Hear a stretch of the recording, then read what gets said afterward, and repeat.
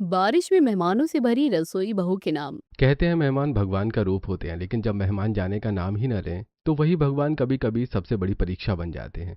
ऐसा ही नाक में दम कर देने वाला पल हमें इस कहानी में देखने को मिलेगा। तो चलिए कहानी में आगे बढ़ते हैं, जहां संतोष के बेटे विक्रम को ऑफिस में प्रमोशन मिलता है। वो ओवर एक्साइट के साथ आदमी मिठाई का डिब्बा लिए घर में आता है और सबको एक एक गुलाब जामुन खिला देता है। सबका मुंह बनता हुआ कुछ बोल नहीं पा रहे थे। अरे भैया। हा हा हा हा हा हा हा।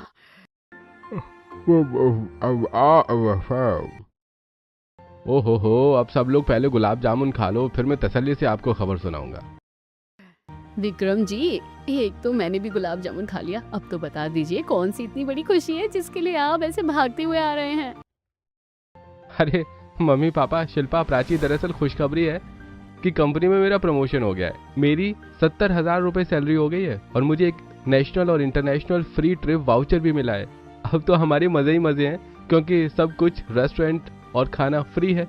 वाह बेटा, तूने तो बहुत अच्छी खबर सुनाई है। भगवान तुझे ऐसी ही उन्नति दे।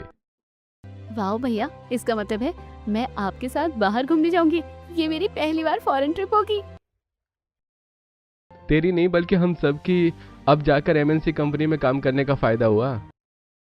अरे बेटा, तू मिठाई नहीं लाया, पूरे मोहल्ले का मुंह मीठा करवाना है। ऐसा कर बहू, तू जाकर ना हलवा बना दे सूजी का, घी ज्यादा डालकर, और मेवे भून लेना। जी माँ जी, मैं फटाफट से हलवा बनाकर लाती हूँ। अरे उसकी कोई ज़रूरत नहीं है, मैं पहले ही लड्डू के डिब्बे लाया हूँ और हल्की हल्की बारिश शुरू हो गई है, तो कल सुबह ही सब लोगों का मुंह मीठा कर देना मोहल्ले में। वाह, मेरा बच्चा कितना समझदार है। तूने तो गर्व से मेरा सीना चौड़ा कर दिया है। माँ, भैया ने इतना बड़ा काम किया है तो क्यों ना सत्यनारायण की पूजा रखी जाए। इससे भैया को और ब्लेसिंग्स मिलेंगी, हमारे लिए भी अच्छा होगा। हाँ हाँ हाँ, ये तो बहुत अच्छा आइडिया है। सारे रिश्तेदारों को बुलाओ, भगवान का प्रसाद भी होगा और सबके साथ भोजन भी। मैं अभी सबको फोन कर देती हूँ। माँ जी, प्रसाद और खाने की पूरी तैयारी मैं संभाल लूंगी। क्यों बाहू, बहुत सारे रिश्तेदार आएंगे, उन लोगों का खाना तू नहीं बना पाएगी, प्रसाद भी बनाना है, फिर सबको देखना भी है। मैं हलवाई बुला लेती हूँ बेटा। माँ जी, मैं संभाल लूंगी। कितने गेस्ट हैं? 100 गेस्ट से कम नहीं आने वाले बहू। अरे पापा जी, हो जाएगा। तब प्राची सबके लिए गर्मा गर्म डिनर लगा देती है, जिसे बैठकर सब खाते हैं और सो जाते हैं। अगले दिन संतोष अपने बेटे की प्रमोशन की खुशी में पूरे मोहल्ले में लड्डू बांट देती है, साथ में सत्यनारायण की कथा का इनविटेशन भी दे देती है। उस दिन घर के सभी लोग बैठकर लिस्ट बना रहे थे। इतने में ससुर पंडित जी से सारी सामग्री की लिस्ट बनवा कर ले आता है। अरे बहू, एक पूजा की सामग्री लानी है। ये आम की लकड़ी, तिल, तिलक और ये पूजा का घी, सूखा नारियल के अलावा कौन लाएगा ये सब? मेरे से तो बाहर नहीं जाया जाएगा। चिंता मत कीजिए पापा जी, मैं अभी सामान लेने जा रही हूँ ना। खाना बनाने वाला पूजा का भी ले आऊंगी। ओहो भाभी, माले वाले को भी कह देना माला लानी है। और माँ, हम कांच का डिनर सेट निकाल लें? नहीं नहीं, तुझे पता है वो कितना महंगा सेट है। रिश्तेदारों के बच्चे बहुत निकम्मे होते हैं, तोड़ दिया तो लेने की देनी हो जाएगी। और तुझे कल सजावट का सामान भी तो लाना है। ओके माँ। घर के सभी लोग होने वाली पूजा की सामग्री और बाकी का सामान जुटा रहे थे। फिर बहू मार्केट जाकर पूजा की सामग्री सबके लिए नए कपड़े, मिठाई, फूल इत्यादि लेकर आ जाती है। अगली सुबह विक्रम और शिल्पा घर की सजावट कर रहे थे। बहू तोरण लगा रही थी, नंद रंगोली बना रही थी, सास माला पिरो रही थी। सभी ने संतरी और पीले के थीम पर कपड़े पहने हुए थे। अरे बहू, तूने पंचामृत और पूजा का भोग बनाकर तैयार कर दिया? हाँ माँ जी, आप निश्चिंत रहिए, मैं सारा काम कर दिया है। लेकिन माँ जी, खाना बनाने के बाद मेरी हालत जो खराब हुई है, ऐसा लग रहा है कि ज्यादा मेहमान आ रहे हैं। मैं तो तुझे पहले ही मना कर रही थी, लेकिन तू चिंता मत कर, बाहर बरसात हो रही है, खाना तो एक्स्ट्रा होना ही चाहिए। लेकिन सारे के सारे आ जाएंगे, ये भी जरूरी थोड़ी है। जी माँ जी। इतने में ससुर पंडित जी को ले आता है और बाहर बारिश होने लगती है। 2-4 मेहमान आ जाते हैं, उसके बाद पूजा शुरू हो जाती है। कमलेश जी, पूजा का मुहूर्त शुरू हो गया है, पूजा शुरू करूं? बारिश हो रही है, मुझे एक और जगह भी जाना है पूजा करने। हाँ हाँ पंडित जी, आप शुरू कीजिए, मेहमान आते रहेंगे।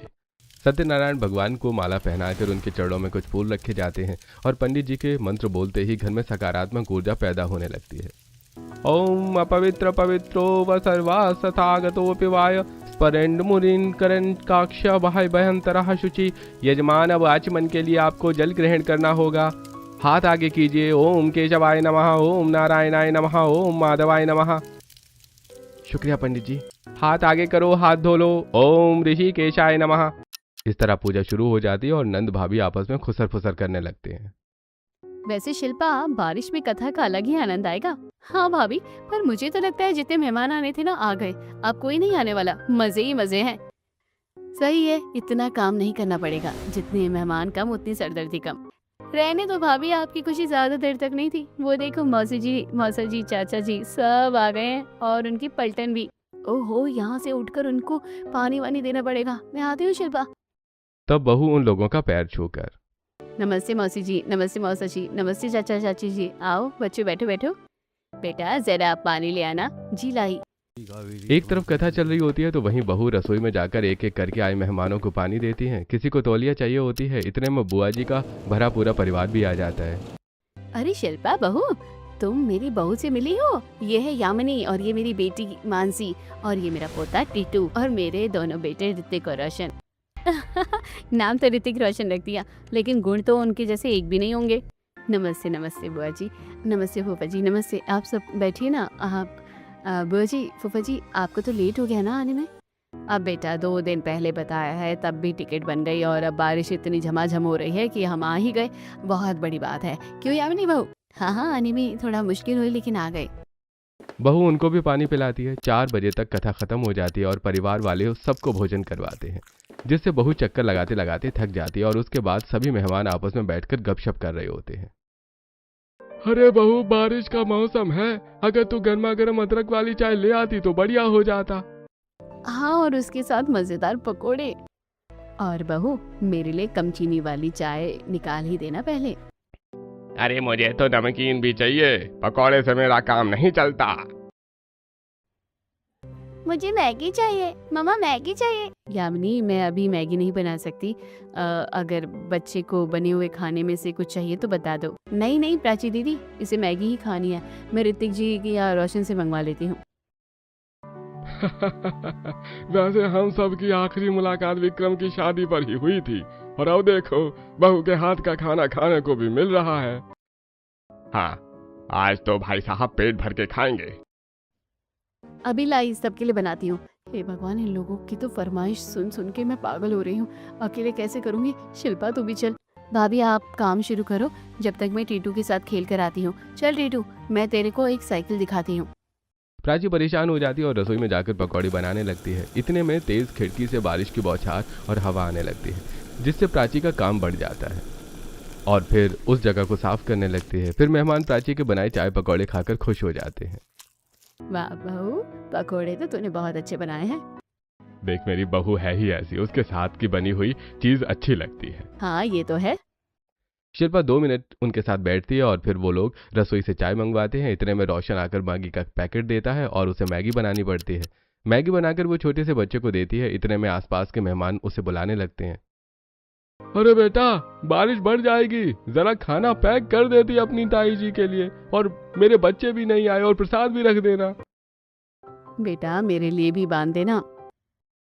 हाँ बहू, मेरे लिए भी खाना और प्रसाद पैक कर दो, बारिश हो रही है, टाइम से निकलना भी है। दिमाग का दही कर दिया है, ये नहीं कि अपने घर से कुछ लेकर आए जब यहाँ से पैक ही करवाना था तो। तब बहू रसोई में जाकर अकेले ही सभी का खाना और प्रसाद पैक कर रही होती है। हे भगवान, मैंने क्या क्या सोचा था, इतने समय बाद रिश्तेदारों से मिलूंगी, अपनी शादी में तो कोई बात नहीं करी, लेकिन अब इनके पास बैठूंगी। लेकिन ये लोग तो मेरे को ही परेशान कर रहे हैं, कभी ये बना कभी वो पकोड़े बना, बारिश आए ये भी नहीं कि पॉलीथिन भी घर से ले आओ, जैसे कि यहाँ तो पॉलीथिन की फैक्ट्री है। अरे बहू परेशान मत हो, मेहमान नवाजी में तो ये सभी के घरों में होता है, एक दिन की बात है। अभी सब चले जाएंगे, घर सूना हो जाएगा। हाँ बहू, ये चहल पहल भी अच्छी लगती है। चल मिश्रा जी का खाना दे दे, मैं उनको दे दूं। ये लीजिए पापा जी, ये आपका है, और उन सबको दे देना। बुआ जी का भी मैंने पैक कर दिया है। हाँ ठीक है बेटा।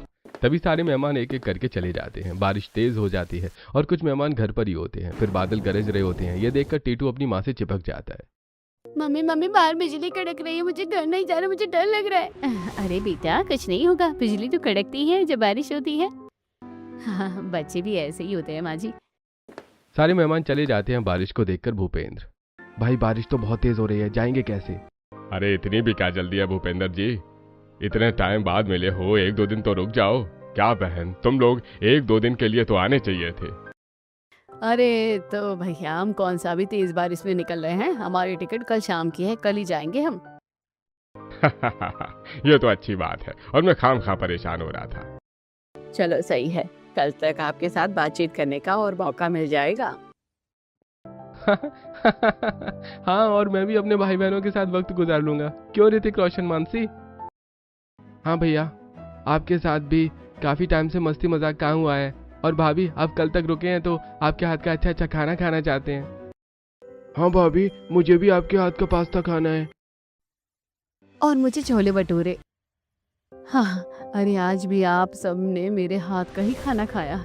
जो भी आज बना था सब मैंने ही बनाया अकेले। बाप रे बहू, तूने तो मुझे हैरान कर दिया, इतने सारे लोगों का खाना अकेले बना ले। काश मेरी बहू भी बनाती, लेकिन इससे ये सब कहाँ होता है। बस एक हल्का सा मौका चाहिए होता है, वहीं पर मेरी बुराई करना चालू कर देती है। बहू, रात होने को जा रही है, इन सब के सोने की व्यवस्था कर दे। माँ जी, गेस्ट रूम में तो सामान रखा है और एसी मेरे और ननद जी का ही फंक्शन करता है। अरे ये सब छोड़ो भैया, जैसे हम पहले सोते थे छत पर सबका बिस्तर लगाकर, ऐसे ही हॉल में सो जाते हैं। गद्दे तो बिछे ही है, वैसे भी एक दिन की तो बात है। बहू बस तकिए ले आ तू। अरे हाँ बहन, ये तूने बहुत गजब का आइडिया दिया है। ऐसा मौका बार बार नहीं मिलता। चलो भाभी, तकिया लेकर आते हैं। तब नंद भाभी तकिया ले आती हैं। हॉल में एसी था। तब सब लोग आराम से लेट जाते हैं, लेकिन टीटू कभी संतोष के पास लेट जाता है तो कभी विक्रम के ऊपर गिर जाता है। अरे मेरा पेट! क्या ऋतिक, तेरा बच्चा तो बहुत उछल कूद कर रहा है। अरे भाई, ये बहुत कुछ करता है। अब तो चलने लग गया है, लेकिन जब भी घुटने चलता था तब भी नाक में दम करता था। ओहे टीटू टीटू बेटा, यहाँ आओ। अरे प्राची दीदी, ये रात को दूध पीकर सोता है, और माँ जी पापा जी को गुड़ के साथ दूध दे दीजिए। और भाभी मुझे कॉफी, वरना मुझे नींद नहीं आएगी। कॉफी पीकर तो मानसी वैसे भी नींद उड़ जाती है। अरे नहीं भाभी, मेरे साथ उल्टा है, कॉफी पी लूंगी तो तुरंत नींद आ जाएगी, मेरी हैबिट है अलग। काम करके शिल्पा मेरे पाँव दर्द कर चुके हैं, और रसोई में थोड़े बर्तन भी साफ करने हैं। मेरे साथ रसोई में चलो। आज की रसोई तो वैसे भी मेहमानों के नाम थी भाभी, लेकिन इतनी ज्यादा बर्तन में साफ नहीं कर सकती। मैं चल देती हूँ, आपके साथ दूध उबाल देती हूँ, आप बर्तन का काम कर लो। प्राची के साथ शिल्पा जैसी उठकर जा रही थी, तब साधना उसका हाथ पकड़कर अपने पास बिठा लेती है। अरे बुआ जी की लाडली कहाँ चल दी? जब तू छोटी थी तब तो तू बचपन में बोलती रहती थी, बुआ टॉफी दे दो, चॉकलेट दे दो, और अब भाग रही है। चल मेरे साथ बैठकर बातें कर। भाभी कोई बात नहीं, मैं कर लेती हूँ, तुम यहीं बैठ जाओ। उफ, ये मेहमानों का आना भी कितना फ्रस्ट्रेशन होता है, लेकिन कल तक की बात है, उसके बाद मैं आराम करूंगी। ऐसा कहकर प्राची फैली हुई रसोई में जाती है, जहाँ उसे समेटती है, दूध उबालने लगती है और साथ में बर्तन साफ करती है। अरे बहू, कितनी देर लगाएगी? वहाँ पर सब लोग इंतजार कर रहे हैं, तो दूध लाई अभी तक? दूध नहीं लाई अभी तक? माँ जी काम करके आज मेरी रेल बन गई है। रसोई भी साफ करनी थी और थोड़ा टाइम लग गया, बस आ ही रही थी। कल चले जाएंगे, उसके बाद तू आराम करना। जल्दी से गुड़ वाला दूध ले आ। जी माँ जी। प्राची रसोई साफ करने के बाद मानसी को कॉफी बनाकर बुआ फूफा को गुड़ के साथ दूध दे देती है। ये लो दीदी और मानसी तुम्हारी कॉफी। अब चैन से सो जाती हूँ, कोई काम नहीं करना। प्राची जैसे ही लेटती है तो वो बर्तन वापस रखना भी उसे ही रसोई में जाना पड़ता है, और फिर लाइट ऑफ करके सो जाते हैं। तो टीटू परेशान करने लगता है। जैसे तैसे बहू बहुत देर बाद सो पाती है। अगले दिन जल्दी उठकर उसे फिर से सबका रसोई में नाश्ता बनाना पड़ता है। बाहर बारिश के चलते फिर से बुआ पकौड़े की फरमाइश कर देती है। अरे हाँ बहू, तुम्हारे फूफा जी को पनीर के पकोड़े बड़े पसंद है, वो बना देना, और मानसी को प्याज के पकोड़े। अरे भाभी, आपसे पास्ता की कही थी, बनाया आपने? पास्ता बनाने का सामान नहीं है देवर जी। अरे भाभी, शाम तक हम चले जाएंगे, बना दो ना, फिर पता नहीं कब आएंगे। ठीक है बनाती हूँ, लेकिन बाहर बारिश हो रही है, तुम ला कर दे दो। अरे बहू, अब उसे क्या पता कि बाहर कौन सी दुकान पर पास्ता का सामान मिलेगा। हम रहते थोड़ी है यहाँ, तू ही चली जा। मतलब मैं ही पकोड़े बनाऊँ और मैं ही बारिश में बाहर जाऊँ। अब तो मेहमान जल्दी चले जाए तो बढ़िया होगा, किसी और से बोलूँगी तो नखरे करेंगे, इसलिए खुद ही जाकर ले आती हूँ। तब प्राची बारिश में छाता लेकर ग्रोसरी की दुकान पर चली जाती है और वहां से पास्ता बनाने का सामान ले आती है, और आकर एक गैस पर पकौड़े बनाती है तो दूसरे पर पास्ता बनाती है। इसके बाद वो मिक्सी में चटनी बनाती है। अरे भाभी, ये क्या घर घर करके मशीन चला रही हो? चटनी पकोड़े कौन खाएगा? अरे बारिश का मौसम है, अदरक तुलसी वाली चाय भी बना देना। हाँ भाभी, मुझे बहुत पसंद है। मेरी साड़ी भी भीग गई, लेकिन इन लोगों की फरमाइशें नहीं खत्म हो रही हैं। फिर सबकी फरमाइश का खाना बनाकर प्राची डाइनिंग टेबल पर लगा देती है। अरे वाह बहू, मजा आ गया। पकौड़े हो तो बस प्राची बहू के हाथ। क्यों, मेरा तो मन ही नहीं भर रहा है। पर फूफा जी पेट तो भरता होगा ना। अरे फूफा जी मजाक बहुत करते हैं ये। अरे हम तो बुरा नहीं मानते, बहू भी तो हमारी बात का बुरा नहीं मानती है। तभी यामिनी टिकट देखकर, ओहो माँ जी पापा जी गड़बड़ हो गई है। ये जो हमारी शाम की ट्रेन से जाने की टिकट थी ना, वो तो कैंसिल हो गई। अब हम कैसे जाएंगे? क्या ऐसे कैसे टिकट कैंसिल हो गई? हाँ भाभी बताओ तो। ज्यादा बारिश की वजह से ट्रेन रद्द हो गई है। ट्रैक पर पानी वगैरह भर गया होगा और सेफ भी नहीं है, तो हमें दोबारा टिकट बुक करनी पड़ेगी। मतलब आज जाना कैंसिल। हम मामा मामी जी के घर पर 1-2 दिन और रुक सकते हैं। अरे वाह, मजा आ गया अब तो। दीदी एक बार फिर कोशिश करके देख लो, शायद कोई दूसरी ट्रेन बुक हो जाए। मतलब ज़रूरी नहीं है ना कि सारी ट्रेन बंद हो जाए। हाँ मैंने चेक करके देख लिया, एक ही ट्रेन थी जो हम बुक करके आए थे। हे भगवान, ये लोग तो जा ही नहीं रहे हैं। अब मैं क्या करूं? अब पता नहीं कौन सी फरमाइश करवाएंगे 2 दिन तक। और मज़ा आ रहा है अब यहाँ पर, तो कुछ दिन और रहेंगे और भाभी के हाथ का बढ़िया बढ़िया खाना खाएंगे। भाभी मैंगो शेक पीना है, हमारे में मैंगो शेक नहीं मिलता इतनी आसानी से। हाँ भाभी, आपको तो पता है आगरा कैसी जगह है, इतना सब कुछ अवेलेबल नहीं होता जितना कि दिल्ली में है। अब ये बारिश बंद हो तो भाभी एक बार यहाँ की मार्केट भी करवा दो, मैं कुछ खरीद लूंगी। यहाँ बहुत अच्छा सामान मिलता है और सदर तो बहुत बढ़िया बाजार रहा है ना, मैंने सुना है। हाँ ये तो है। दोस्तों, क्या प्राची के मेहमान यहाँ से जाएंगे या मेहमानों की रसोई में घुसकर फरमाइश ही पूरी करती रहेंगी? आपको क्या लगता है? कमेंट करके हमें जरूर बताइए। सबके चाय नाश्ता करने के बाद बहू रसोई में बर्तनों को साफ करती है, तब आराम करने अपने कमरे में जाती है कि संतोष साधना आते हैं। बहू फिर से खड़ी हो जाती है। बहू तू यहाँ पर आराम कर रही है, दोपहर का खाना भी तो बनाना है और अब तो तेरी बुआ भी यहीं पर है। ऐसा कर बहू, बहुत कचौड़ी और कचौड़ी खा ली। ऐसा कर मसाला दही भिंडी रायते पराठे और दाल मखनी बना दे, साथ में चावल। जी ठीक है माँ जी। तब बहू को रसोई में जाकर आटा लगाना पड़ता है। एक तरफ भिंडी काटती है, दूसरी तरफ रायता तैयार करती है। बारिश के इतने ठंडे मौसम में मुझे यहाँ पर सब बनाना पड़ रहा है, वो भी अकेले। इनका अच्छा हो गया है कि रुकना पड़ गया, अभी तो मुझे दाल मखनी भी बनाने में मेहनत करनी है।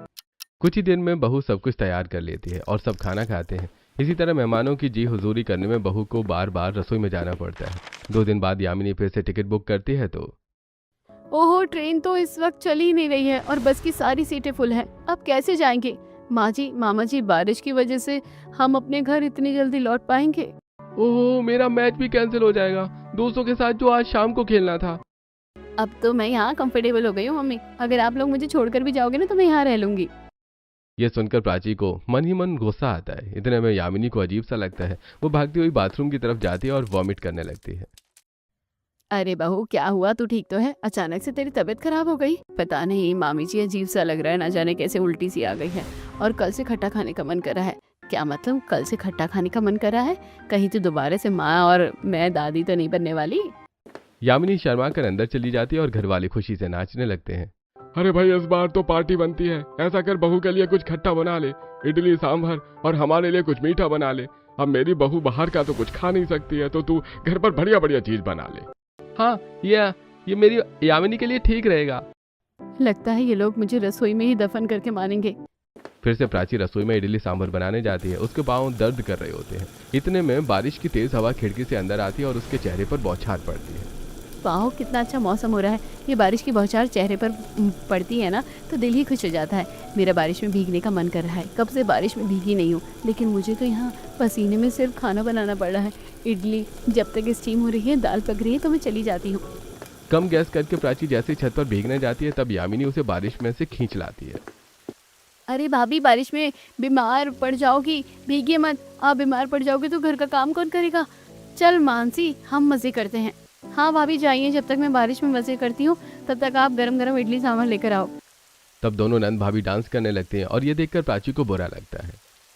बरसो रे मेघा मेघा, बरसो रे मेघा मेघा, मीठा है कोसा है, बारिश का बोसा है, चल तल तल तल तल, चल चल चल चल बहता चल नन्ना रे।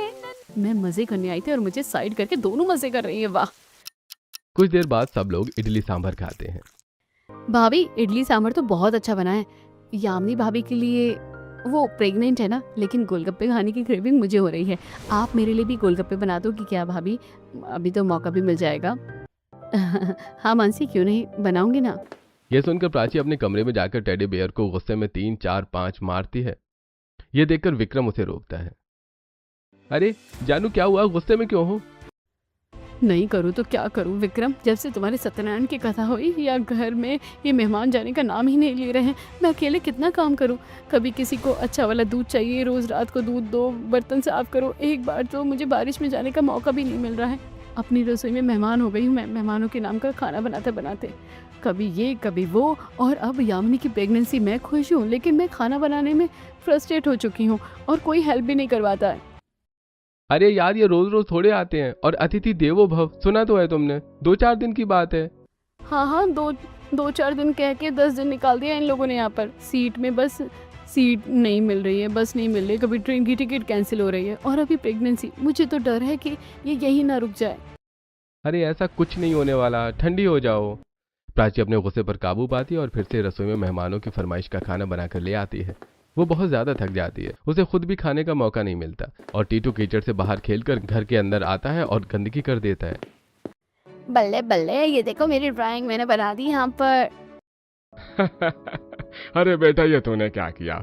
तू कीचड़ में गंदा हो गया और यहाँ पर भी गंदा कर दिया। अरे प्राची बहू, जरा इसको नहला दे। तुझे तो पता है यामिनी बहू कर नहीं सकती, और यहाँ की सफाई भी कर दे। जी फूफा जी। न चाहते हुए प्राची को टीटू को नहलाकर उसे साफ कपड़े पहनाने पड़ते हैं और कीचड़ को भी साफ करना पड़ता है। अगले दिन ऋतिक यामिनी को अस्पताल ले जाता है। तब घर आकर भाभी क्या बताया डॉक्टर ने, सब सही है ना? डॉक्टर ने बताया है कि मेरा बेबी हेल्दी है और मुझे पता नहीं चला कि मेरा 3रा महीना लग गया है। अब ऐसे में मैं ट्रैवल नहीं कर सकती बाहर, कम से कम 2 महीने मुझे संभल कर चलना होगा, तभी मैं अपने घर जा सकती हूँ शायद। कोई बात नहीं, रह लेगी यामिनी बहू यहाँ पर। अरे भाभी कैसी बात कर रहे हो, यामिनी बहू को मैं अकेला छोड़ूंगी? पता नहीं ये बारिश कब बंद होगी, बारिश में भी बहू को नहीं ले जा सकती, नाजुक महीना है। अब हम 2 महीने बाद ही यहाँ से जाएंगे, क्यों जी? हाँ, वैसे ही अपना ही परिवार है ये भी, और मेरी फैक्ट्री तो मजदूर चला ही रहे हैं। मैं यहाँ से बात कर लेता हूँ फोन पर। मेरा भी कुछ खास काम नहीं है मानसी, और मेरी ऑनलाइन पढ़ाई यहीं से हो जाती है। तो बस अब तो मामी जी के यहाँ मैं कंफर्टेबल हो गई हूँ, यहीं रहूंगी। लेकिन दीदी अब मैं जमीन पर नहीं सो पाऊंगी, मेरे बिस्तर का अरेंजमेंट कर दो। हाँ बेटा, मेरी बहू के लिए ये सब ठीक रहेगा ना? हाँ बेटा, मेरी बहू के लिए ये सब ठीक नहीं रहेगा। हाँ हाँ बहन, सब हो जाएगा, तू चिंता मत कर। यामिनी बहू को यहाँ कोई तकलीफ नहीं होने देंगे। दीदी आज मेरा फ्रूट कस्टर्ड खाने का मन है, लेते आना, उसमें स्ट्रॉबेरी ब्लैकबेरी जरूर डलवाना। हे भगवान, जिसका डर था वही हुआ। 10 दिन तो बहुत मुश्किल से संभाले, अब 2 महीने का सोचकर मेरा दिमाग फटा जा रहा है। और ऊपर से यामिनी की फरमाइश, लगता है मैं अपनी रसोई से निकल ही नहीं सकती। फिलहाल तो मुझे बाहर बारिश में इसके लिए स्ट्रॉबेरी ब्लैकबेरी लेने जाना पड़ेगा। चिंता मत करो यामिनी, मैं लेकर आती हूँ। बहुत बारिश में कैसे जाएगी? विक्रम बेटा, इसको मार्केट ले जा, बारिश तो धीरे हो रही है। ले जाता मम्मी, लेकिन बाइक में बारिश का पानी घुस गया है, वो ठीक से नहीं चल रही है। आप अपनी बाइक को ठीक करवा लो विक्रम जी, मैं चली जाऊंगी।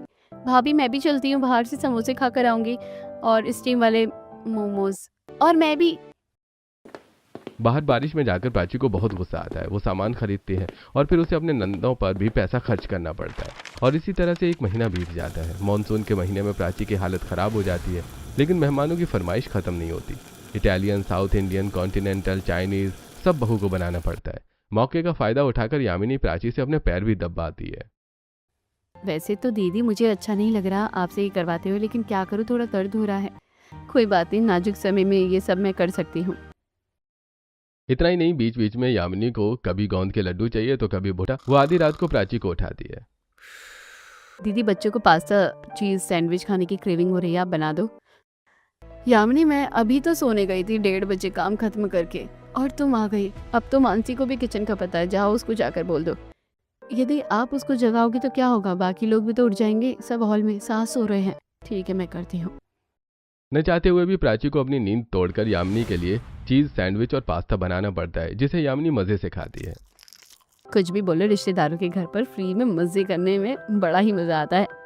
ये तो मुझे पता है कि सिर्फ इसे नहीं, पूरे परिवार को मजे आ रहे हैं यहाँ, और मेरी हालत खराब कर दी है।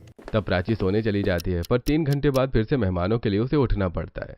अरे बाप रे, ये मेरी पूरी रसोई में रस्सी डालकर किसने कपड़े सुखाए हैं? भाभी मैंने कहा था ना कि हमारे कपड़े बाहर सूख नहीं रहे हैं ना, और रसोई में गर्मी है तो कपड़े जल्दी सूख जाएंगे।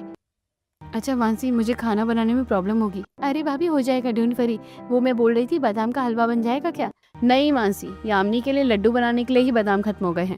एक तो यहाँ पर इतने टाइम से रह रहे हो, ऊपर से इन लोगों की फरमाइश, मेरे पति का बजट भी हिल गया है। एक धेला नहीं दिया इन्होंने जेब से। सुबह का नाश्ता बनाकर प्राची सीढ़ी पर चढ़ रही थी कि फिसल जाती है और सांस संभाल लेती है। संभाल कर बहू, अभी तो गिर जाती। तो क्या माँ जी, इस घर में किसी को फर्क नहीं पड़ा। 1.5 महीने से मैं अकेली रसोई संभाल रही हूँ। मेरी हालत देखिए, सो भी नहीं पाती हूँ। आपको नहीं दिखता ये लोग कैसे मुझसे काम करवाते हैं? दिखता है बहू, मैं जानती हूँ आप तो परेशान होने लगी है और ये जानबूझकर अलग अलग खाना बनवाते हैं, पर मैं क्या कैसे करूँ? ये सुनकर प्राची कमरे में चली जाती है। उसकी हालत बिल्कुल ठीक नहीं थी। तभी वो गुजरते हुए यामिनी को डांस करते हुए देख लेती है। इसके कुछ देर बाद वो जल्दी जल्दी सीढ़ियों पर चलते हुए भी देख लेती है और भारी सिलेंडर खिसकाते हुए भी। ये हो क्या रहा है? मुझे तो कहीं से नहीं लग रहा कि ये प्रेग्नेंट है। प्रेग्नेंट लेडी 4थे महीने में ऐसे थोड़ी करती है। लेकिन इसके जूस का टाइम हो रहा है, जरा देकर आऊं। प्राची जैसे ही उसे कमरे में जूस देने जाती है तब यामिनी को अपने पेट से छोटा तकिया निकालते हुए देख लेती है। बाप रे, 20 दिनों से यही लगाना पड़ रहा है। अच्छा नहीं लगता, लेकिन लोगों को तो विश्वास करना पड़ेगा ना कि 4 महीने की प्रेग्नेंट हो। पेट निकलने लगता है। मुझे तो खुशी इस बात की है कि इतना अच्छा अच्छा खाने को मिल रहा है। दीदी मेरे पैर भी दबा देती है। अच्छा, इसका मतलब 2 महीने से तुम यहाँ पर नाटक कर रही थी। तुम प्रेग्नेंट नहीं हो? चलो निचास, तुम्हारा भांडा सबके सामने फोड़ देती हूँ। ओह नो, आपने सब सुन लिया। गुस्से में प्राची खींचकर यामिनी को नीचे ले आती है और सबको इकट्ठा कर लेती है। तब साधना, प्राची बहू अपनी हद में है। मेरी बहू गर्भवती है और तू उसे इतना जल्दी जल्दी उतार कर ला रही है। शर्म नहीं आती? हाँ, मुझे शर्म नहीं, आपको शर्म आनी चाहिए। और आपकी बहू को। उसने आपको तो अंधेरे में रखा और हमें भी रखा। पता है इस घर में मेरी क्या ही हालत हुई है। प्रेगनेंसी के पीछे में रसोई में मैं खड़ी खड़ी रही और न जाने क्या क्या बनाना पड़ा। ऊपर से आपकी बेफरमाइशी, किसी ने भी किचन में मेरी मदद करवाना तो दूर नहीं समझा। और जरा पूछिए अपनी बहू से कि वो प्रेग्नेंट है या नहीं। इतने टाइम से ट्रेन के टिकट और सीट का बुक ना होने का बहाना बनाया गया है। यह सुनकर सबको धक्का लगता है और साधना अपनी बहू को चांटा मारती है। यामिनी बहू, तूने हम सबके जज्बातों के साथ खेला। क्यों बोला तूने इतना बड़ा झूठ? क्यों बोला ये आप मुझसे पूछ रही हैं? आपसे ही तंग आकर मुझे ये नाटक करना पड़ा। घर पर आप मुझे 24 घंटे रोबोट की तरह काम करवाती रहती हो। बहू ये कर दे, बहू वो कर दे। मैंने यहाँ नाटक किया, मुझे पकौड़े खाने की वजह से उल्टी हुई थी, लेकिन फिर मैं इस चीज़ को प्रेगनेंसी के नाटक में बदल दिया। और जब धीरे धीरे मुझे अटेंशन मिला, अच्छा खाना मिला, तो मुझे ये करना ठीक लगा। क्योंकि आप तो यहाँ पर भी मुझे यही कह रही थी कि बहू घर जाकर बहुत काम करना है तुझे, तो क्यों जाऊँ? तुम दोनों के चक्कर में मेरी बहू पिस गई। तुम्हारी तो गलती है, हमारी भी है। यामिनी, और वो डॉक्टर वाली बात? वो मैंने डॉक्टर से झूठ कहने को बोला था। मुझे सब इन चीजों का बुरा लगा, लेकिन मैं भी परेशान थी। यामिनी, तुम्हारी परेशानी अपनी जगह सही है, लेकिन तुम्हारे आराम पाने के लिए मुझे रसोई में सजा मिली। अगर घर के लोग मिलकर थोड़ा थोड़ा हाथ बटा देते तो ना तो आपको झूठ बोलना पड़ता और ना ही मुझे अकेले इतना सब संभालना पड़ता। मेरी और मेरी बहू की वजह से आप सबको शर्मिंदगी जो हुई है उसके लिए माफ कर दो। अब हम परेशान नहीं करेंगे, आज ही हम निकल जाएंगे। माफ कर दे बहू, हमने बहुत कुछ बनवाकर परेशान किया। आप सब माफी मत मांगे। मेहमान तो भगवान समान होते हैं, लेकिन उसका जो गलत फायदा उठाया है उसका जरूर बुरा लगा। मेरी तो रसोई मेहमान के नाम होकर ही रह गई। सच में मेरी वजह से आप सबको जो तकलीफ हुई है, खासकर प्राची दीदी को, आप उसके लिए मुझे माफ कर दीजिए। यामिनी सबसे माफी मांगती है। कुछ देर बाद वो सभी टैक्सी में बैठकर रेलवे स्टेशन पहुंच जाते हैं। संतोष अपनी बहू का ख्याल रखती है, उसे कोई काम नहीं करने देती। उससे प्राची को भी आराम मिलता है। दोस्तों, अगर आपके घर में भी ऐसे ही मेहमान आ जाएं और वो ज्यादा समय तक रुक जाएं तो आप क्या करेंगे? हमें कमेंट करके जरूर बताइए।